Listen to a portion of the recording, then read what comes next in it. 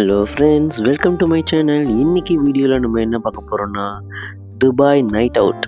S, night வியூவில் Dubai எப்படி இருக்குது அப்படின்றது தான் நம்ம பார்க்க போகிறோம்.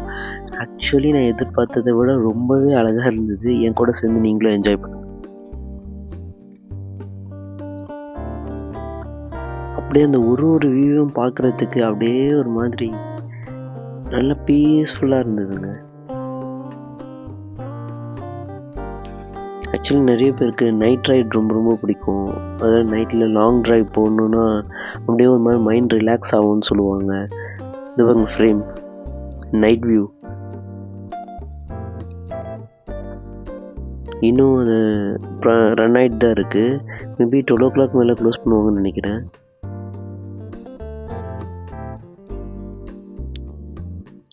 ஆக்சுவலி நைட் டைம் தாங்க நிறைய பேர் வெளியில் இன்னும் நடமாடிட்டே இருக்காங்க. அப்புறம் பில்டிங்ஸ், இங்கே இருக்க எல்லா பில்டிங்ஸையும் பாருங்கள், அந்த லைட் செட்டப் இல்லாமல் அவனுங்க கட்டவே மாட்டானுங்க. ஒரு பில்டிங்ஸும் அந்த லைட்டிங் டிசைனுக்கே அவ்வளோ அழகாக யோசிச்சு செஞ்சுருக்கானுங்க. நைட் டைம் பார்க்குறதுக்கு அந்த பில்டிங் தனியாக தெரியணும் அப்படின்றதுக்காகவே. எங்கே பார்த்தீங்கன்னா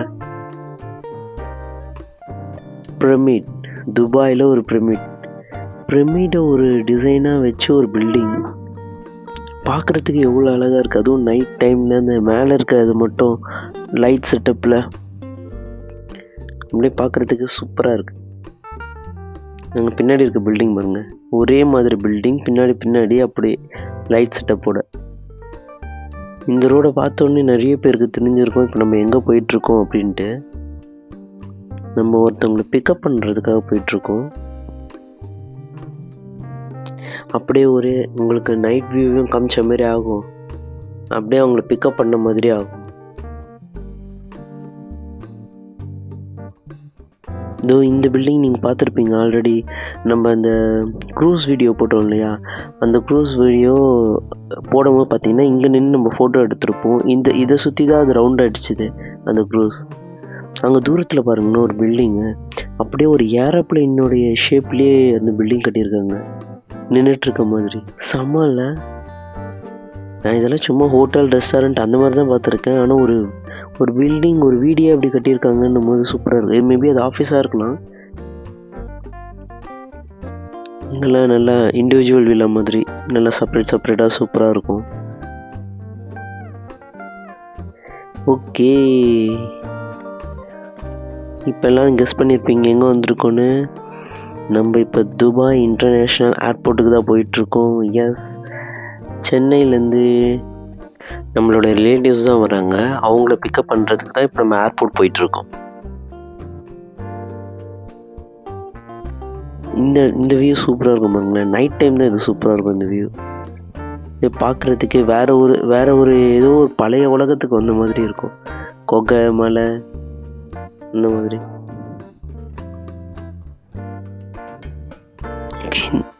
இந்த ரோடு வந்துட்டாலே இப்போ கண்டிப்பாக நம்ம வந்துட்டோம்னு அர்த்தம். அங்கே பார்த்தீங்களா லாங்காக தூரத்தில் தெரியுதா, மெட்ரோ ஸ்டேஷன் மாதிரி இருக்குது பார்க்குறதுக்கு.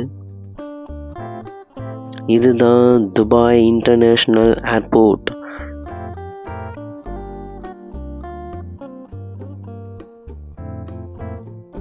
மேலே இருக்கிறது மெட்ரோ தான். ஆமாம், கரெக்டு. நம்ம மெட்ரோ மூலிமா டேரெக்டாக அங்கே வந்துடலாம். வந்துட்டு அங்கேருந்து அப்படியே டைரக்ட் கனெக்டில் நம்ம ஏர்போர்ட் உள்ளே போயிடலாம்.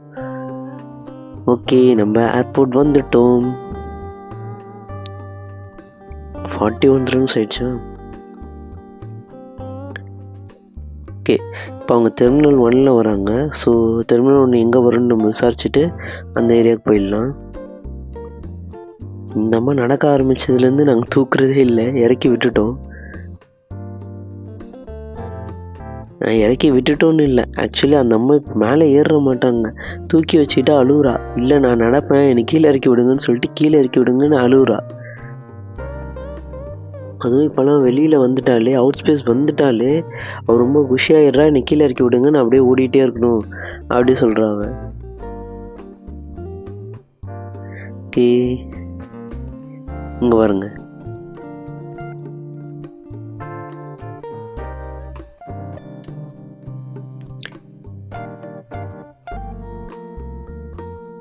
யாரையோ பார்த்த உடனே நின்றுட்டா அப்படியே. ஓகே, இந்த இடத்துல தான் அவங்க எல்லோரும் வருவாங்க. அவங்க வரத்துக்குள்ளேயே நம்ம என்ன பண்ணலான்னா இங்கே ஏர்போர்ட்டை முடிஞ்ச வரைக்கும் அப்படியே ஒரு ரவுண்ட் அடிச்சிடலாம். இங்கே வந்து ஒய்ஃபை ஃப்ரீ தான். ஸோ இங்கே வந்தாலே ஒய்ஃபை கனெக்ட் ஆகிடும், நம்ம கனெக்ட் பண்ணிக்கலாம். விசிட்டர் விசாவில் வரவங்களுக்கு சிம் கார்டும் கொடுத்துருவாங்க. ஸோ நம்ம அந்த நம்பரை யூஸ் பண்ணி ஜஸ்ட் ரீசார்ஜ் மட்டும் பண்ணிக்கிட்டால் போதும்.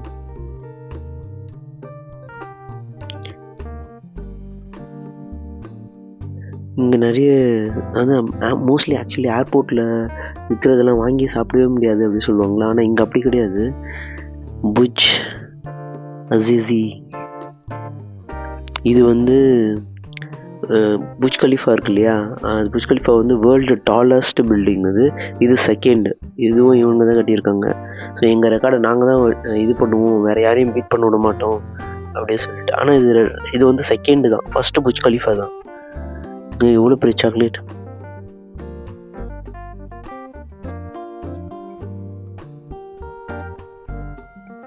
ஆனால் எங்கள் ஏர்போர்ட்டில் ஓரளவுக்கு கொஞ்சம் கம்மியாகவே கிடைக்கும்.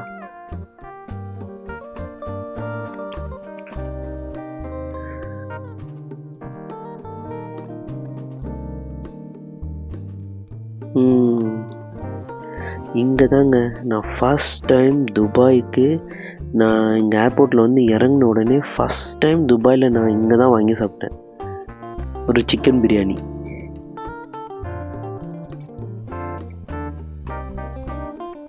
அப்போ தான் நான் முடிவு பண்ணேன், ஐயோ சிக்கன் பிரியாணியை சாப்பிட்டுட்டு என்னடா பிரியாணி இப்படி இருக்குது, அப்போ நம்ம ஊர் பிரியாணி மாதிரி இப்போ நம்ம இங்கே சாப்பிடவே முடியாதா அப்படின்னு ரொம்ப ஃபீல் பண்ணேன்.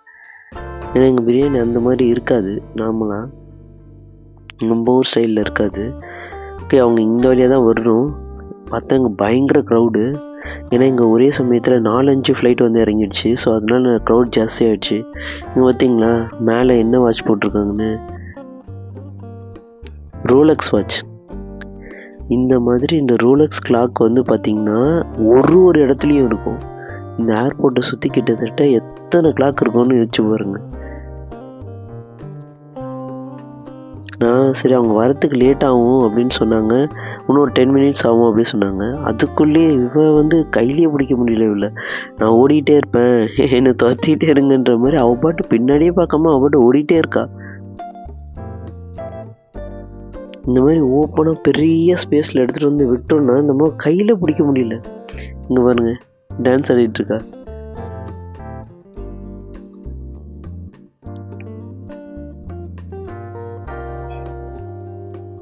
பயங்கர குஷி ஆகிட்டாங்க இந்த அம்மா. அவங்க ஃபைனலி லக்கேஜ் எல்லாம் எடுத்துகிட்டு வரேன்னு சொன்னாங்க. ஸோ அதனால நம்ம வெயிட் பண்ணிகிட்ருக்கோம். அது வராங்க பாருங்க. ஆர்த்தியோடைய அம்மா அப்பா, என்னுடைய மாமனார் மாமியார் அவங்க. இவங்க தான்.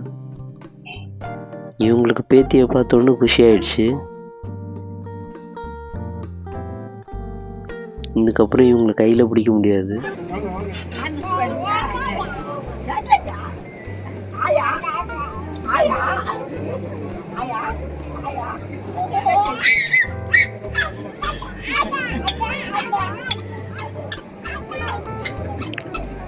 பார்த்தா இங்கே டாக்ஸிக்கு அவ்வளோ பெரிய லைன் நிற்க ஆரம்பிச்சிடுச்சு, எல்லா ஃப்ளைட்டும் ஒரே சமயத்தில் வந்ததுனால.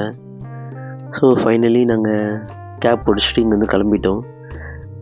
இந்த வீடியோ உங்களுக்கு பிடிச்சிருந்தா லைக் பண்ணுங்கள், கமெண்ட் பண்ணுங்கள், ஷேர் பண்ணுங்கள், மறக்காமல் சப்ஸ்கிரைப் பண்ணுங்கள். அப்படியே பக்கத்தில் இருக்கிற அந்த பெல் ஐக்கானையும் ப்ரெஸ் பண்ணுங்கள். பாய் பாய்.